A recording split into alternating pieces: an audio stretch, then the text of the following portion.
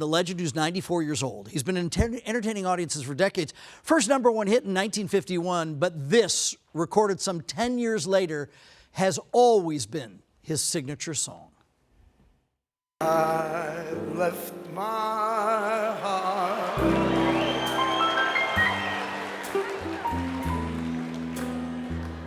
in San Francisco. This was a couple of years ago when Caesar's Palace celebrated their 50th anniversary. I was lucky and I was in that audience. Oh, wow. And that was a complete goosebump moment when he came out on stage. Tony spoke with us a couple years back about his love of what he does. Getting about $15 a week, taking requests and waiting on the tables.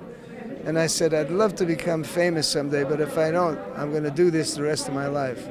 I remember that very clearly. I just love to sing, and I love to entertain people, and all this happened, which is unbelievable.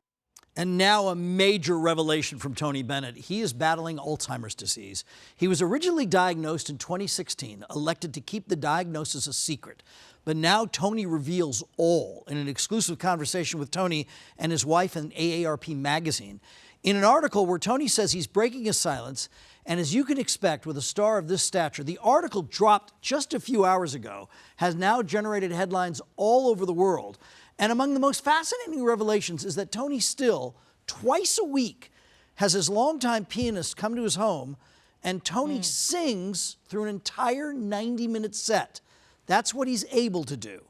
The article also discusses what has diminished with Tony. This from the writer at AARP. His expression had a mask-like impassivity that changed only slightly to dim awareness when Susan, that's Tony's wife, placed a hand on his shoulder, leaned over and said, "This is John, Tone. He's come to talk to us about the new album." She spoke into his ear, a little loudly perhaps, in a prompting, emphatic register, as if trying to reach her husband through a barrier that had fallen between him and the rest of the world. One additional line from the article talks about a documentary involving Tony and Lady Gaga. The article also references documentary footage of the session for the new album. He rarely speaks, and when he does, his words are halting. At times, he seems lost and bewildered. Gaga, clearly aware of his condition, keeps her utterances short and simple, as is recommended by experts in dealing with talking to Alzheimer's patients. "You sound so good, Tony," she tells him at one point. "Thanks," is his one-word response. So our thoughts with Tony Bennett, fans and family this morning.